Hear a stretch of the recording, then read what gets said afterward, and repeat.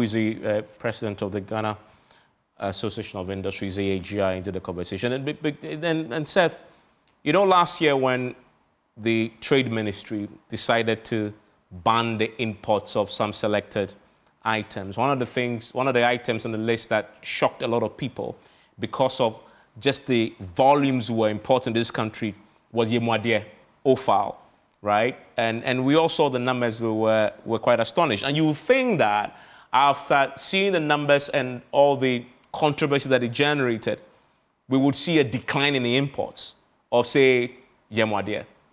Let me read to you what the Statistical Service found, though. First quarter of 2023, we imported $45 million worth of meat and offal. This year, same first quarter, we've imported the same, 45 million. So it hasn't changed. We are still importing the same amounts. In fact, if you go to the first quarter of 2022, we imported $68 million worth of Yemwadie. That tells you a story, right? And from the AGI's point of view, if we are to fix this problem, the solution lies with you. In other words, if you were producing a lot more locally, then we would not be importing as much. What's your own reflections on this data? That nothing much has changed. In fact, it's getting worse over the period. First quarter to last year, we've imported $100 million more worth of items. Well, thank you, Evans. And you are right. Nothing much has changed. It's rather getting worse, and that's where our worry is. And it's not just the last 2 quarters that nothing much has changed. It's over the years. If you look at the whole economy structure, the structure of our economy hasn't changed. Even if you look at the exports, about 3 products for so many years is accounting for almost 80% of our total export revenue. So clearly, the structure of our economy hasn't changed. Same thing applies to imports. Some products, it's quite revealing that products of this nature, which can conveniently be produced in the country, we are still importing so much. Yeah. The question is, why not? And you're saying, well, production should go up. It's the responsibility of the producers to produce more. But it doesn't work that way. It's a combination of things that must happen for the production to be jacked up. First of all, the economic environment has to be very good. Business environment has to be good. It has to be competitive.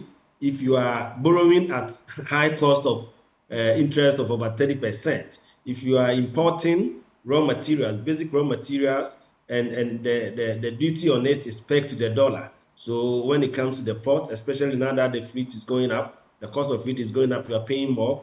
If you are paying electricity of so much, high price, then it means that your cost of production is high. Unfortunately, access to medium to long-term funding to expand our operations and do large-scale production and enjoy economies of scale, we are unable to do so. So once you are not enjoying economies of scale, there's a limit to which you can reduce your cost per unit, and that affects you. So a combination of things must happen. And you made reference to the minister's efforts early part of the year, yes, last year to introduce some restrictions. Yes, we supported it, but we supported it not in the sense of encouraging local companies to be uncompetitive and still protect the market for them.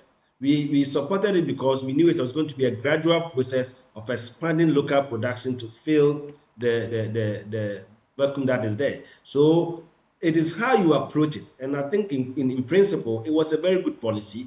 We should have worked with it. We couldn't work with it, but we can always revisit it. The most important thing is that even if you do import restriction, if you don't improve the local environment for production, if you're unable to upscale and produce in large volumes and spread your fixed cost over larger units, you will not be competitive. So those factors must be at play and work towards encouraging local production so that we can reduce the imports.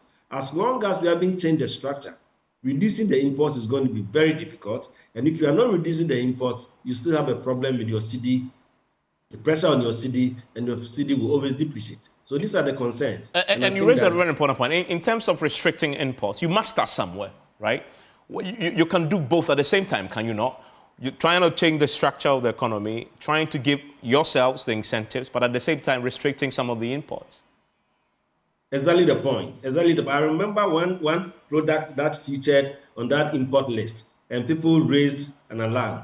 And I thought that that should have rather alerted us that the policy had some approach or goal, and that is sugar. The argument was that we are not producing sugar in this country. Why should you put import restriction on sugar importation? So the question is, if you are not producing sugar and you are restricting imports, in principle, it doesn't make sense, isn't it? Yeah. But the idea is exactly what you have said, that we start gradually. The idea was that let's monitor the volume that is coming in. Let's encourage local producers that indeed, if you go into sugar production and you're able to produce so much volume, we will gradually reduce the imports and we'll take the local production as a substitute. So that was the idea, and it relates to all other products. So you start small and you gradually grow the local production. Once you create market opportunity for the local producers to come in, it will encourage them. Business starts with market. It doesn't start with anything else. If there's market, business people will take advantage of the market and produce to fill it. So I think the effort in that sense was to create the market. But this is not to say that create the market and let the people continue to be uncompetitive or unproductive. That is not it. It's a gradual way of developing it. And I think with a structured arrangement, it is possible to do it.